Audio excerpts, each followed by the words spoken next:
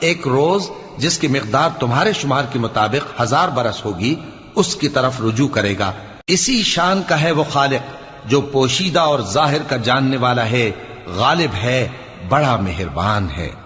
وہی جس نے ہر چیز کو بہت اچھی طرح بنایا، یعنی اس کو پیدا کیا اور انسان کی پیدائش کو مٹی سے شروع کیا، پھر اس کی نسل ایک قسم کے خلاصے سے یعنی حقیر پانی سے بنائی، پھر اس کو درست کیا،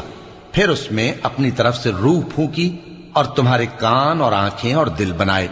مگر تم بہت کم شکر کرتے ہو۔ اور کہنے لگے کہ جب ہم زمین میں ملیا میٹ ہو جائیں گے تو کیا اثر نو پیدا ہوں گے؟ حقیقت یہ ہے کہ یہ لوگ اپنے پروردگار کے سامنے جانے ہی کے قائل نہیں۔ کہہ دو کہ موت کا فرشتہ جو تم پر مقرر کیا گیا ہے تمہاری روحیں قبض کر لیتا ہے، پھر تم اپنے پروردگار کی طرف لوٹائے جاؤ گے، اور تم تعجب کرو جب دیکھو کہ گناہگار اپنے پروردگار کے سامنے